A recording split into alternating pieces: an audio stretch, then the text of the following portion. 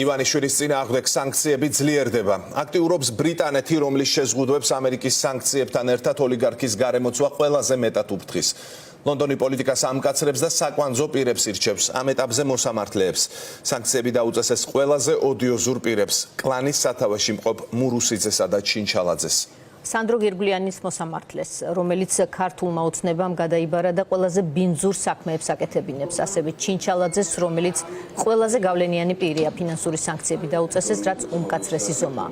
დიდი ბრიტანეთის სანქციების განხორციელების სამსახური მთავარ მიზეზად ასახელებს ფინანსურ სარგებელს. კორუფციას, რომელიც ამ მოსამართლეებმა მიიღეს ჯილდოთ მმართველი პარტიის სასარგებლოდ მუშაობისთვის.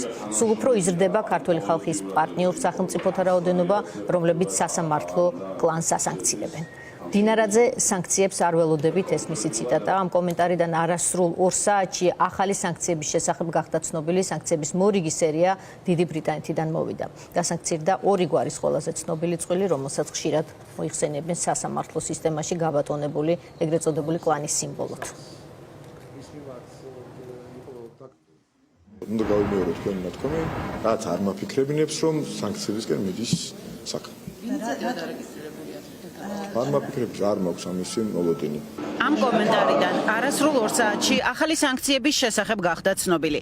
სანქციების მორიგი სერია დიდი ბრიტანეთიდან მოვიდა და სანქცირდა 2 გვარის ყველაზე ცნობილი წყვილი, რომელსაც ხშირად მოიხსენებენ სასამართლო სისტემაში გაბატონებული ეგრეთ წოდებული კლანის სიმბოლოდ. მურუსიძე ჩინჩალაძეს ფინანსური სანქციები დიდი ბრიტანეთის ფინანსთა და ეკონომიკის სამინისტროს განყოფილებამ დაუწესა, რომელიც ფინანსური სანქციების აღსრულებაზე მუშაობს. არაფერი კავშირი ამას კორუფციასთან არ აქვს. აქ არის საუბარი იმაზე, რომ მოხდეს სასამართლო სისტემის გამორჩილება. საქართველოში 30 წლის განმავლობაში თუნდაც დიდი ბრიტანეთი იმდენად შეწუხდა ლევან მურუსიძის კორუფციით, რომ რა კორუფცია, რომ საქართველოში ახლა ჩემზე დიდარი ხალხი არ დადის. ეს არის დასანქცირების ლევან მურუსიძის ვერსია. გირგვლიანის საქმის მოსამართლე, რომელიც ეგრეთ წოდებული კლანის გავლენიან წევრად მიიჩნევა, თავის დასანქცირებას გარე ძალებს უკავშირებს. ბრიტანეთის ფინანსთა სამინისტრო კი განმარტავს, რომ სანქციები სერიოზულ კორუფციაში ჩართულობის გამო დაწესდა.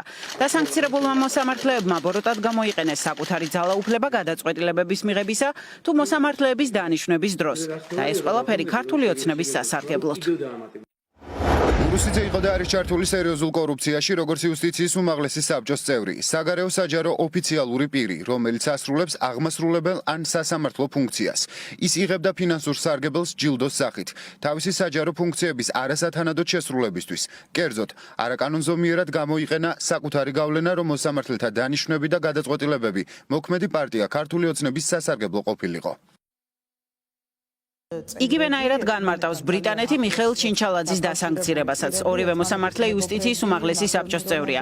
ამასთან ჩინჩალაძე სააპელაციო სასამართლოს თავმჯდომარეა, ლევან მურუსიძე კი სააპელაციოს უვადო მოსამართლე. მოსამართლე, რომლის პროფესიული თვისება ემპირიულ მონაცემებზე დაყრდნობით მსჯელობა უნდა იყოს, ჰიპოთეტურ ძალებს ადანაშაულებს ქართული სასამართლო სისტემის დამორჩილების მცდელობაში.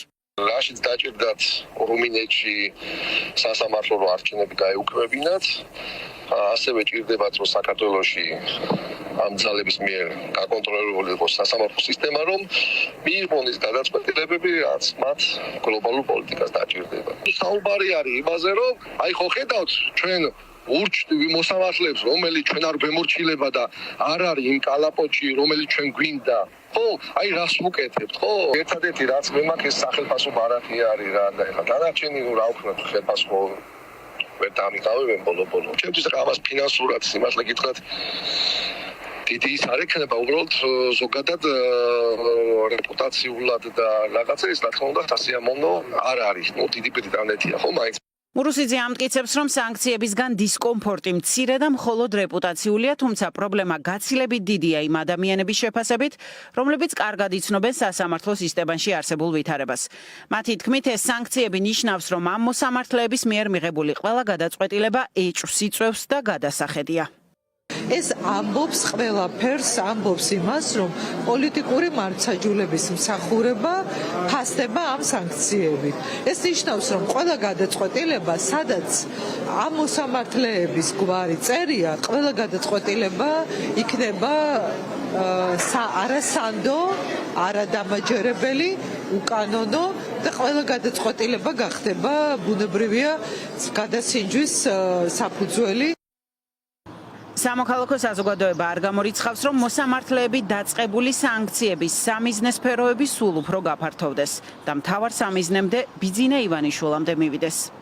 ეს პროცესი უკვე დაწყებული არის ყველა იმ პირის მიმართ, რომელიც ჩართული არის რუსეთის ინტერესების გატარებაში ჩვენი ქვეყნის ტერიტორიაზე, ასევე იმ პირების მიმართ, რომელიც ჩართულია დემოკრატიული ინსტიტუტების მიტაცებაში, კორუფციაში, წამებაში, არაადამიანურ მოპყრობაში და ასე შემდეგ. ეს პროცესი არის შეუქცევადი, ის გაგრძელდება, იქნება სანქციები როგორც ბრიტანეთიდან, ასევე ევროკავშირის სხვა ქვეყნებიდან და გაგრძელდება კიდევ ერთხელ მეგობარი აქტის მიღების შემდეგ ამერიკის შეერთებულ შტატებში.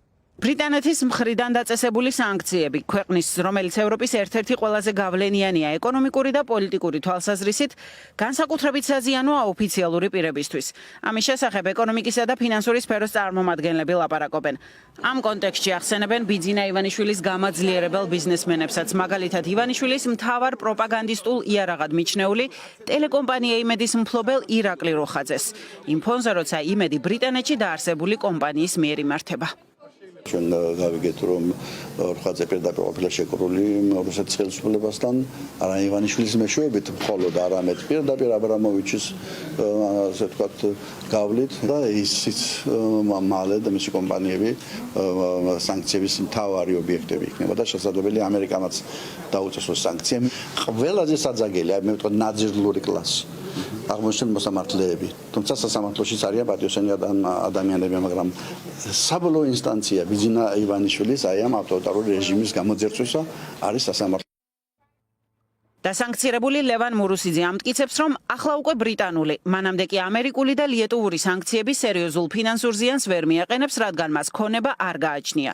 მისი და სხვა მოსამართლეების ქონებებით შაბათის ფორმულა მას შემდეგ დაინტერესდა, რაც ეგრეთ წოდებული კლანის წევრებად მიჩნეულ მოსამართლეებს სანქციები შეერთებული შტატების სახელმწიფო დეპარტამენტმა დაუწესა. შაბათის ფორმულას გამოძიების თანახმად ლევან მურუსიძე ქონების დეკლარაციიდან დამალვაში არაერთხელ უმხილებიათ. ლაპარაკი იყო იმაზე, რომ უძრავი თუ მოძრავი ქონების უდიდესი ნაწილი მურუსიძეს პარტნიორზე აქვს გაფორმებული. ქალი, რომელიც უკვე რამდენიმე წელია მურუსიძის სახლში ცხოვრობს, ოფიციალურ ქორწინებაში მოსამართლესთან არ არის. მის სახელზეა ბინები მიწის ნაკვეთები ძვირფასეულობა, რაც გაცილებით აღემატება მის შემოსავალს. გამოძიების თანახმად ის მეგობრებთან ერთად ხშირად მოგზაურობდა ევროპის ქვეყნებში და გამოირჩეოდა ბრენდების სიყვარულით. შაბათის ფორმულას გამოძიება მაჩვენა ეგრეთ წოდებული კლანის კიდევ ერთი წევრის დასანქცირებული მიხეილ ჩინჩალაძის შთამბეჭდავი ქონებაც. ამ ქონების ნაწილია 2000 კვადრატულ მეტრზე გაშენებული ვილა საგურამოში ილია ჭავჭავაძის სახლ-მუზეუმთან ახლოს. ფორმულას გამოძიების თანახმად ჩინჩალაძეს კიდევ რამდენიმე ბინა აქვს, რომლებიც დეკლარაციაში არ ფიქსირდება.